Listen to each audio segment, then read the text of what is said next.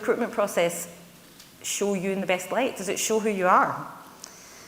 And then we move on to induction process. You know, once somebody joins the business on their first day, do they have what they need? Have they got their equipment? Do they know who they're reporting to? During employment, when you have employees who've been with you for a while, do they know what processes will be followed? If they need time off in difficult circumstances, do they know how that's going to be dealt with? Do they trust it? Do they think, yeah, no, do you know what, my employer will deal with this correctly and fairly. I trust that my manager's going to do what's right. Is there an appraisal process in place? Do your staff all feel valued, as Edward talked about? Have they heard that? You're doing a good job and we want you to stay with us. If not, that is a retention risk. You might find yourself recruiting again. And lastly, how concerns and issues are addressed. I used to have an old boss, a partner at a law firm, who said when he saw a certain expression on people's faces, he used to walk faster through the corridors. That was his way of addressing it. Speed up and get back to your office quickly, because then that person would find another partner to talk to about whatever their concern was. I think it was an effective strategy. Nobody really went to that partner with anything, but maybe not how you want to go about it. Employment law can be used to upskill your workforce and embed good practice. So I don't know, within your own businesses, I know from speaking with Scottish Bakers members that you're incredibly hardworking and you do a lot yourselves, but you may have shift managers, supervisors, shop managers. Do they feel empowered? Do they feel able to do the things they need to do when they have to have that conversation with an employee that's a bit sensitive? Do they feel supported in doing that? So employment law training, employment law information can help that employee feel engaged. You'll see we've got Brainbox up there. This is my new favourite thing. We've basically made a Google for employment law. It's an artificial intelligence. You can search for things. The only difference between it and Google is you can trust information on Brainbox. It's free to everyone. There's a QR code up there, which I'll also, I think has been in the newsletter, but we'll circulate again. So it can be as quick. We're aware that you're busy people, and I'm aware that employment law can sometimes seem cumbersome. So we invented Brainbox to help with that. You can type in, as you would in Google, what do I do if an employee needs to take a day off because their dog is dying? And it will give you a quick answer. Just those little questions that come to mind. So yes, absolutely, engaging your staff through employment law is a good idea. Not by force, I should say, but you will have some managers or supervisors who potentially want to learn and understand more. Informed decisions about risks. I do get calls from people who say, you're going to tell me I can't do this, aren't you? That's sort of their opening line, you know. And I always find that a little bit frustrating, because firstly, we're not here to tell anyone what to do. You know your business and you know what you need. So a few quotes there that I particularly like in terms of the biggest risk is not taking any risk. You will know that your business needs to take risks, needs to make changes, and needs to do things which will interact with employment law. And one of the things that employment law can help with is just checking what risks you want to take and what risks you don't. All of us take risks every day. You cross the street. I park my car quite often outside our office for slightly longer than is actually legally allowed. And I do that because I know what the fine is, and I'm willing to risk it. Now, it's illegal, and there may be a consequence, but I know the consequence and I've accepted it. And as an adult and a business person, I've accepted it. So I want you to keep in mind that risks are necessary and acceptable, and that employment law can sometimes be about just giving you the information you need to make that as an informed decision. And lastly, if we end up in tribunal, it can be a really harrowing thing, and nobody's immune from it. If you have an employee who's insistent that they want to go to tribunal, you might have been the best employer on the planet. We can't stop that from happening. But what we can do is make sure that once you get there, you already feel armed and secure, that you know you've followed your processes, and that you can explain to the judge how you've used employment law, and that everything you've done has been reasonable and fair, and that can make a very strained situation a lot more comfortable for you. So I'm hoping that some of that has landed with you, and I look forward to receiving any questions that you might have in our question session. Thank you very much indeed, Laura. I've jotted down a few notes myself, and I hope that you have too, because bear those in mind as we invite our next speaker to the stage, which will be, welcoming back please, Edward Reid, our mindfulness coach and practitioner. Thank you. Right, I've set my timer. I love that. It's funny, I heard someone say about fear. Fear is always going to be in our life, but you should make a decision to let fear sit in the passenger seat rather than in front of the steering wheel, because if you let fear be in front of the steering wheel, it will direct your life the whole time. So funny you should say that about parking. You have the fear of getting caught, but you decide to let the fear sit there and you're in the driver's seat. So that's perfect. So thanks for having me again. So we're going to talk about it's actually 7 key attitudes to mindfulness, but there's actually 9, right? They've added 2 on. There's a guy called John Kabat-Zinn, who is like the godfather, the daddy of mindfulness. He seems to be the one that brought it to Western civilization, is that what we call ourselves. So he has coined these, and I've stolen them from him. So I'm just going to give you a wee quick run through. I have to say that anytime I'm working on a one-to-one with anybody, this is I fall back on these 9 things. When anybody's going through, I was recently working with somebody who's grieving the loss of their husband, and I used these 9 things, and it didn't take away their grief or their heartache, but it helped them just for that moment, just to process what was happening. But as I said, mindfulness is not a cure for anything. So if we could move, I've got that. Right, so I'm going to break them down. Right, first key attitude is practicing non-judging, being non-judgmental. So we walk about our life constantly judging. Do you? I mean, I know I do. We live in a culture where Saturday night television is all about judging. I mean, I was in Britain's Got Talent before I went on. It was off. It was like getting thrown to the lions in the Colosseum. Thank God when in Glasgow they're all going, cheerio, cheerio, cheerio. I was like, they've got a sense of humour. I'm going to hear it sing about Humpty Dumpty. They'll laugh. But we live in a culture of judging all the time. It's on our television screens. The thing is, when we walk about the streets and we look at people and go, look at the states of them. Imagine coming out the house like that, right? All that part of it we do it, right? But the thing is, what we do is when we go home, when we look in the mirror, who do we judge? Ourselves. My biggest thing is I'll look in the mirror and go, oh my God, you're a bit of a ride, Edward Reid, right? And then somebody will put a picture on Facebook and I'll go, what the hell do I look like? And I appear slate myself and judge myself. It's not a healthy mindset. The worst thing about being judgmental is when you are in your head, jumping into somebody else's head and imagining them judging you. Does that make sense? You ever done that? And it cripples you. It stops you from taking risks, stops you from doing things because you're overthinking. So being judgmental is not good. Being judgmental is not good. Practicing and not being non-judgmental is a way to freedom, honestly. Patience. Working with people, you'll need to have patience for them. Again, you'll work with so many different personalities and different energies, and you'll need to show patience for all these individuals. But mostly, it's funny because I think at your work, you tend to have more patience for the people you work beside, don't you? Because you're trained to. But when you go home, you're probably dead ratty with your family because you're not trained to be patient with them. And I'll tell you what, you're probably certainly not patient with yourself. You're probably the hardest on yourself. So practicing patience is great.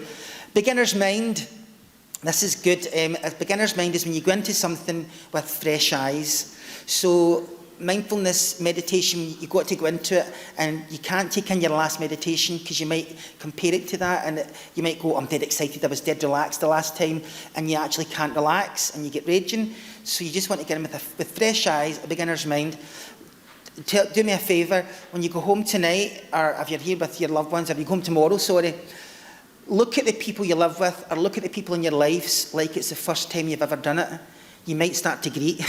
But God, I love them. But the thing is, when somebody passes in our life, what do we say? If I could only see them one more time. So don't wait for that to happen. Do it now. Appreciate the people in your life. Look at them like listen to their laugh like it's the first time you've heard it. And go into your work every day, leaving yesterday and go in with a beginner's mind. Like, today is going to be good. Today we're going to smash it. It's going to be brilliant. I've got a wee story. I'm talking about dogs. A man's sitting his dog and a wife comes in and she says, see this? That's not man's best friend. I am man's best friend. So he says, right, let's prove a point. So he puts the two of them in the boot of his car and he drives around for 2 hours. When he opened the boot, guess who was happy to see him? Not his wife, right? So dogs are just like that. Oh, hiya, it's you again. Beginner's mind, fresh eyes. Now listen, if you feel like putting your wife in the boot of a car, please don't, because I'll need some law. I may get sued. And if you feel like putting your man in the boot of a car, please don't. Phone the police. So that's beginner's mind. Trust. How are we for time? Hold on. Trust. I think with trust, you need to trust your employers will show up. Your employees will show up, don't you? You need to trust that they're going to give all the training you've given them and all their skill set into the job. You need to trust that. And there's something about letting it go. You know, you have to let it go. Otherwise, you'd sit panicked, worried that the job wasn't going to be done. So you already have that trust. But I guess it's mostly trust in yourself when you make big decisions, taking risks again, as you were saying. So trusting that when you have an idea or you're creative, to trust yourself and follow it through. I think trust is so easily lost, isn't it? Somebody can so easily take away the trust that they've built up from you. But that's when namaste comes in and you just say, you recognise that their behaviour isn't right, but you know that there's a divine light inside them. Non-striving. So all my life I've been striving. I thought it was a good thing to strive, to want more. But actually it's exhausting when you strive for excellence, when you strive for perfection. You never get there anyway. But that constant striving to be a certain way isn't great. It just takes away your joy. And if you're also striving for something to be other than what it is, that's when things can get clunky and horrible. Sometimes you just have to accept, and that's the next part, you have to accept that this is the reality that I'm living in and just make peace with it. So be aware of any time you're in a situation and you're striving for it to be different, just to try and release that need to change it and just be with it fully, and trust you're going to get there, and be patient that you'll get there, and don't judge yourself while you're doing it. Acceptance is one of the hardest things in mindfulness and anything in life. Accepting the loss of someone, accepting loss of a job, accepting a breakup, accepting something happening to you, an illness. It's really hard. It really is hard, but it's the key to getting peace in your life. So the quicker you can accept something, the better. But you can't really accept it without bringing the non-judging, the patience and the trust and the beginner's mind into it. And then letting go. Letting go is such a good thing, but we never do it, don't we not? Probably holding on to grudges from 25 years because we like to be right. We like to be right. But sometimes I would rather choose kindness over being right. I would rather choose peace over being right. So try as often as you can to let go. Your breath will teach you the importance of letting go, because you can't take your next breath without letting the last breath go. So this is why it's important to let go. You can't move on to the next aspect, the next part of your life without letting that part go. And I do encourage you, when you go home at night, when you get in your car, leave your work, try as hard, I know it might be hard for you, but try as much to leave your work, or leave your day and your work, go on your journey, and then when you get home, go into your house and let go of everything and go in with fresh eyes to your house. Your family, the people you live with, will thank you for it, because you're not bringing that energy in. And likewise, when you go to work, leave your family in the house unless you work with them, and then go into your work with fresh eyes and a fresh energy, letting go, and then, because you'll pick it up later on. The thing, that turned off, that, I thought it was me getting cut off, is that the Oscars and they start playing the music? However, I've got a timer as well, I'm not even looking at it. Oh, 9 minutes, right. Gratitude, we know the importance of gratitude. I don't know about you, right, but see when I give somebody a present and they say thank you, I bank that, and I know they're going to get another one, right? Because to me, gratitude is a big thing. And I know they say you're not supposed to ask for anything back when you give something, but we want to be seen, don't we? And the thing is, you'll stop giving to somebody that they don't appreciate and show you. But that's one aspect. But gratitude also, just having gratitude for your life, having gratitude for your legs, your arms, if you have them, that is. If you don't, have gratitude for the rest of your body. Have gratitude for your breath. Gratitude, just being grateful. The other day, I had to take my bins out, and I was like, I hate taking my bins out, right? Well, I did, until I remembered I did mindfulness. I went, I've got to take my bins out. And then I went, no, Edward, you get to take your bins out. So try and think that I get to take my bins out. I get to do my ironing. Actually, I take that, somebody does that for me.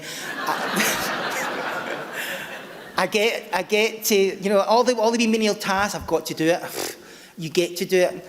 I've got to run the wains to football. You get to run your wains to football, because guess what? See, when they're 27, they probably won't phone you. So it's just focusing, I get to do this. So gratitude. And kindness and compassion. I don't think I need to tell you about that, because we know when somebody's kind to you, when somebody holds a door open to you, when a stranger walks past you and smiles, you might not smile initially at them, but 2 steps later you smile, because kindness is contagious.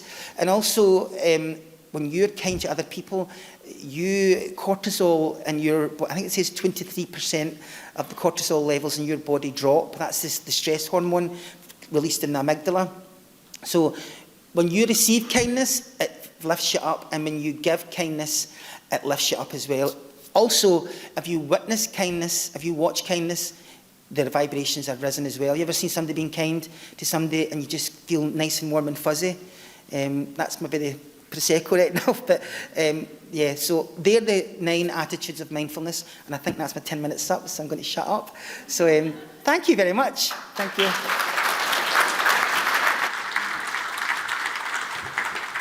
It's just how much you can take in those 10 minutes. That was brilliant. Thank you very much. And finally, to complete the trio in this panel, we have, please, Nick Dillon, who's Head of Human Resources from the McGee Group. Good morning, everybody. I get to speak to all of you people. I'm telling myself that. Looking forward to doing this.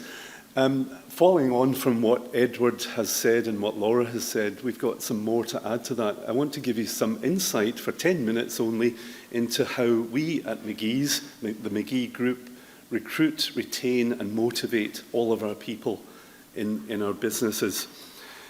Everyone knows that motivated staff, all the research tells us that motivated staff mean we're likely to have higher levels of productivity, we're going to have a better level of morale in the business, and we're going to have higher profitability. We all know this stuff. So how do we go about motivating people? First of all, what do we want people to be motivated to do? I would say every one of us in this room running a business wants our staff to be motivated to come in tomorrow into work and do their very best. Would that seem reasonable? That's what we want people to do. So how do we do that? We can think of what is going through somebody's mind when they're motivated. Imagine somebody going home from work thinking, I loved what I did today. I had a great day today. I'm going to tell the person I go home to, I did this today, this happened today. You can sense that that person is probably looking forward to going back tomorrow for more of the same. It was pretty good. So what I've done over the last maybe 15, even 20 years is actually ask people within organizations, some bakeries, some other companies, professional organizations in this country, in the USA, France, Germany, once even in Russia. I've asked them what would happen. I've taken a flip chart and I've written at the top of the flip chart, my amazing day. What would have happened on a day where you finish your shift, finish your day, and you think, wow, that was a brilliant day today. I loved what I did today. I'm probably going to tell the person I go home to, this happened to me today. I did this, I did that today. What would happen on that day? People always tell me things that I fill the flip chart with, or the smart board with. Things like, I learned something new. Somebody complimented the way I did my job. Somebody asked me to join a new team because I'd done well in the last job. I felt like I was part of the team. Somebody said, well done. Somebody at the end of my day said, thank you. And I thought, wow, that was brilliant. And I'm going to tell the person I go home to. I always say to these people in all of these groups in all of these countries, when we get to the end of the flip chart of all these nice things that happened in this amazing day, so money's got nothing to do with it then. And they always say, I put money at the top of the list now. And I say, no, it's too late. We've filled the flip chart. But does money come into it? Well, imagine somebody gets a pay rise. They get 10% pay rise. They go home with a spring in their step. And they tell the person they go home to, I got a pay rise today. Magic. But if they didn't like their job yesterday, they didn't like their boss yesterday, when the alarm goes off at 5 in the morning, they think, oh, already that pay rise effect is worn off. It's nothing to do with money. Let's go back to the start of our process, how we recruit and retain people. Step number 1, the money thing does come into the process a little bit. So we initially advertise our roles in the bakery with a progression plan, and we're advertising the starting rate of pay a little above minimum wage. That will help get them over the threshold, but no more, over the threshold. We don't interview them as such. We put the people through an assessment centre session, we call it. That means we ask them some questions, we tell them, we relax them by saying, you don't have to get all of the questions right. It doesn't matter if you get them all wrong, because we're going to put you into teams and we're going to put you through a simulated working environment where you're going to be packing products into plastic boxes that we call acetates. You're going to be putting labels on the boxes. Once they have gone round the bakery with me and seen just how fast people are doing it in real life. So we put them into the teams, we watch them, observe them, and it's not always the superstars, the talkative people that shine in these situations. Sometimes it's the slow burners that are a bit more quiet, but what we spot in them is they care. They care when they see somebody else is struggling and they help them out. They care when they see the boxes of products are about to fall off the table and they will stop that happening. They're the people that we want in the business that care about doing a good job every day. So we get to day 1 with the people we've chosen from that assessment centre process. And we give them a soft landing, first of all. By that, I mean we take them thoroughly around the bakery. We show them all the simplest of tasks that they might be engaged in today. And we show them the more complex processes that they might aspire to in the future. And they see that we've got lots of little teams around the bakery. And we've got to think now at this stage, because we've got about 110 people on a typical day shift at McGee's, we need to keep all of this 110 people motivated, don't we? Because motivation is a good thing. We need to keep them motivated every day. So what do we mean when we summarize all of those words that people said? What are we trying to create in people's minds? A sense of achievement, a sense of recognition, and a feeling that they get praised, they get a thank you and a well done from time to time. How do we get that to happen every day? Well, the way we used to do it was we had a couple of shift managers, Raymond and Ian. Raymond's now retired. Ian is still with us. But imagine the situation. We're very busy in the bakery. Someone's shouting to the shift manager, get yourself over here, we've got a problem with oven 3. And he's painting the ceiling and saying, no, I'm too busy. Sorry, Gordon, I'm too busy telling everyone, well done. Congratulations, you're doing a great job. That doesn't really work. The reality of that is we get too busy to do all the nice things we meant to do to motivate and to stimulate and to enrich people's job day to day. So what we've done in the last few years is increase our capability to, that's starting to work now, to motivate all of the people all of the time, to give us a better chance of stimulating everyone's brain cells by doing simple things. We coach the team leaders and the line leaders and the shift managers to know what to do every day. So they need to give the team a plan. It might be 4, 5, 6, 7 people, a plan of what we're going to do today. They're going to inform the people of what we did yesterday is going to change a bit today. So you're going to be doing this, you're going to be doing that. Okay, we're going to stretch so-and-so by giving them a new task to do. She's going to be doing X, Y, Z instead of A, B, C. And they think, great, I've been chosen. We will hear in the bakery as well something that is more of a longer-term motivational thing that we're engaged in all of the time. And that is a round of applause. Because people will hear people receiving SVQ qualifications that have been delivered over 6 months by some of the people in here from Scottish Bakers, very professionally over 6 months. When somebody gets their SVQ qualification, it might be SVQ 2 or SVQ level 3, they are so proud. For some people, it is the first certificate they've ever had in their lives. And the pride on those people's faces when they're having a round of applause for an achievement that they've made is something to behold. But what I always observe is the newer people in the bakery, they're looking on thinking, wow, I want to be part of that. I want to be part of this team. And in that moment, I think we've hooked people for life. We've got people. It's not about the money. It's about what we do to make people feel part of the team and therefore to feel motivated. So, what I'm going to ask you is one thing, everyone in the room, to think with one person in your team, one person a day, to think, what could I say, what could I do to that person to make them feel this? I'm looking forward to going back in tomorrow. They're motivated. And it might be from one of you in the audience, you've done a cracking job of that. Or, I really appreciate you staying back late tonight. You've really helped us out with that job. Thanks a lot. That person will be buzzing. They will go home.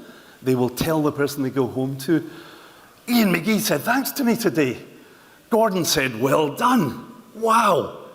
Russell told me I was doing a good job and I'm going to get promoted on to this other job. I can't wait. These are the moments in time that cost us what? A few seconds of our time. It's no more than that. A few seconds. So why don't we do it every day? Why don't we do it with everyone every day? Because we get busy. As someone said to me years ago, we get too busy to stop for petrol. And we get to the end of the week, the end of the month, the end of the year, and we think, I meant to do this, I meant to do that, but I got caught up in the busyness.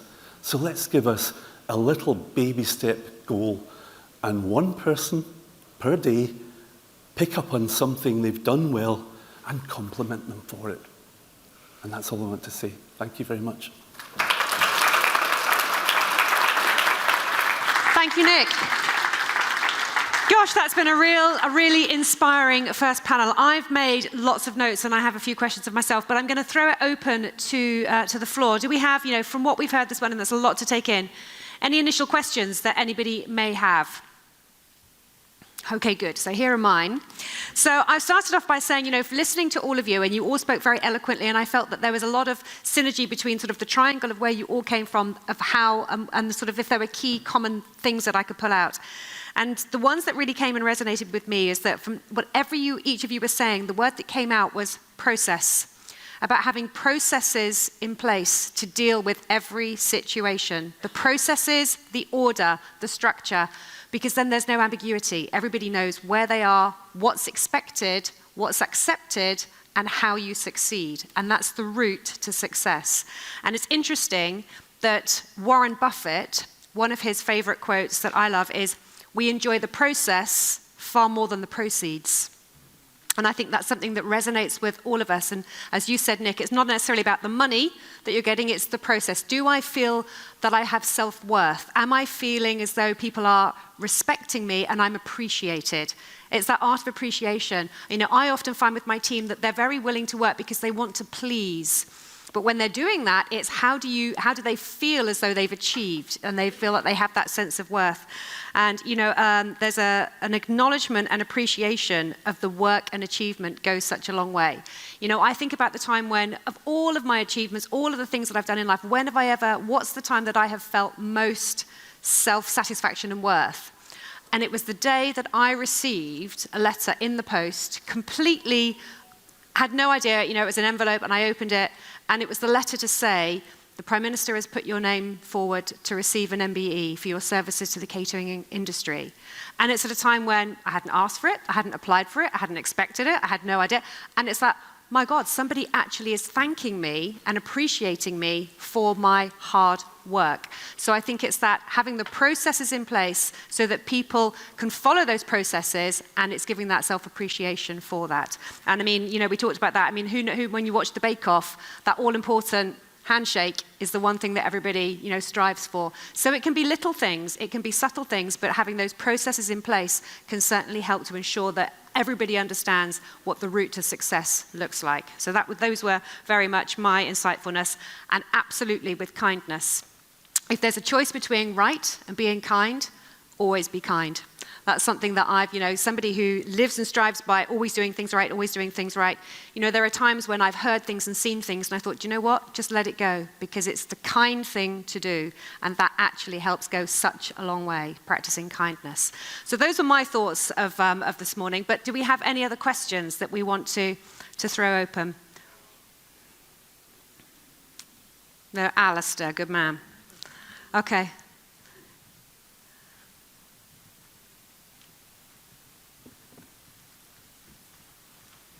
Thank you very much. Nick, what you talked about actually was about gratitude and kindness, ultimately, which ties in clearly a lot of what Edward was saying. But I want to kind of pick up on a little bit of mindfulness practice. And I think there's a bit of perception, perhaps, that to practice mindfulness, you need to sit in a flotation tank with whale noise. Maybe just reflect on, I think, what is the fact that you can practice mindfulness in your everyday life, in some ways, as Nick was saying, by just being kind to people and saying thank you for a job well done. In terms of the employment law support, it's about making sure that you've got processes and procedures in place that just help to make you a good employer. So just interested in your reflections on that, if I could. Yeah, please. Do you want to come to Alex? I think, is it back on again? Yeah, it will be. Oh, you're all plugged in. I Okay, mindfully dropped that there. Okay. So it's funny because my last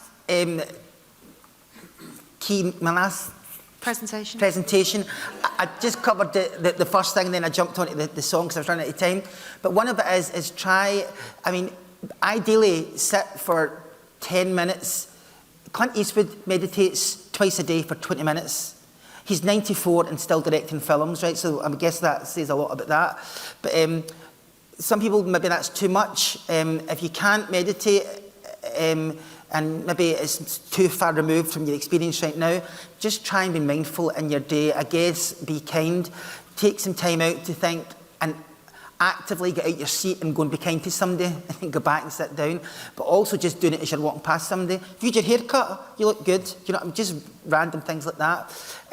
But for yourself, to be mindful, try and be mindful every time you are doing stuff. In the shower, when you had a shower this morning, who didn't have a shower? Clatty. No, but when you were in the shower, you probably weren't actually mentally in the shower. You were physically there, but mentally you were thinking about, what did I say last night? Did I insult him there? What's going to happen today? Am I going to have the energy left? So what's for breakfast? You know, you don't. So try to be mindful, and just, because it's good because you've got the shower, you've got the water, you've got the temperature, you've got the soap, the shower gel. So it's easy to be mindful in that situation. Mindful when you're brushing your teeth. You might brush your teeth like that. I don't know if you wear falsers right enough. But just getting mindful to do that. Mindful eating. It's funny, I was talking earlier on, I can easily, and I don't do it anymore because I'm conscious of it, but go to a petrol station and my 8-year-old inner child is going, buy the sweeties, Edward, buy the sweeties, you can afford them, you can get them, there's no to tell you no. And I'll pick up a bounty in a bus, right? And I'll walk to my car mindlessly eating them, right? But I don't live in Coatbridge anymore, right? But when I'm in Coatbridge, I go to Christie's for a cream ring, right? But I'm not forced to eat it mindfully. I'm encouraged to eat it mindfully because I think baking, you know that somebody's handmade it. You sit down, you prepare it, and you look at the glaze on the icing and you look at the cream spilling out the side, and you're mindful with it. So I think that's another way to be mindful when you are, and talking about earlier on about encouraging consumers to be more mindful. I think with bread, it's easier to be mindful when it's something like that rather than opening a packet from a cupboard, you know. But just try and be mindful, and also just be aware of your thoughts. Be aware of your thoughts, because your thoughts can be crippling. And your I ams are powerful, not the cat food, but your I ams, what follows I am will follow you, and what comes after I am will come after you. I know that sounds threatening, but if you say, oh, I'm an umpty, I'm an idiot, you will become an idiot. You will become an if you say, I'm rotten at that, you will become that. So just be aware of your I ams. I am fabulous. I am great. But we're not built like that in this part of the world, aren't we? We're not built to be like, we're not built to say things like that, but we really should. Very good. Thank you very much. I have one more question that I wanted to actually ask Laura, which was, you say employment law, and there is, for me, that's kind of like sharp intake, and then it's the okay. It seems like an absolute minefield. And is there a simplified top 3 things that would encourage people or help with? It's kind of like, crikey, employment law. Where do I start? It feels like the task is just absolutely enormous. How would you bite-size that or present it in a way that actually makes it feel much more acceptable and non-intimidating? Yeah, I might ask the question back the way, because baking to me feels the same. Create a Victoria sponge. Sorry, and most of the time I've tried it, it's been an unmitigated disaster. So I think it's reflecting that anything that isn't your specialty will feel like that. I feel the same way about my car. It's making a noise. I don't know what that bit is called, and I have to go to the mechanic. And it feels frightening to me. And I think a lot of that is about something we've been talking about earlier, which is trust. Firstly, trust your instincts. A lot of the time, what you think is right or what you think needs to be done is probably correct. You don't need to know what the specific legal term for it is. You don't need to know what the legal process is to start with, but trust that if you want to do something, there's probably a very legitimate business reason for it. There's probably a very good reason why you want to do it. And it is taking it one step at a time. I think we can get very focused on outcomes. And when it is an involved process, well, I need to transfer 50 staff from that bakery I took over to our premises, and I have to tell them they're all changing their terms. That's a big thing. But you don't have to do that right now. All you have to do right now is put out the first memo that lets people know that will be happening. And it's just taking it is mindfulness actually at its heart. Just do that step that you have to do that day, and not get caught up in the what ifs. Yeah, the art of communication. A very, very good friend of mine said, always do the right thing and the right things will happen. I think that's a good point to note on. Can we give our first panel of the morning a really good round of applause? Thank you very much indeed.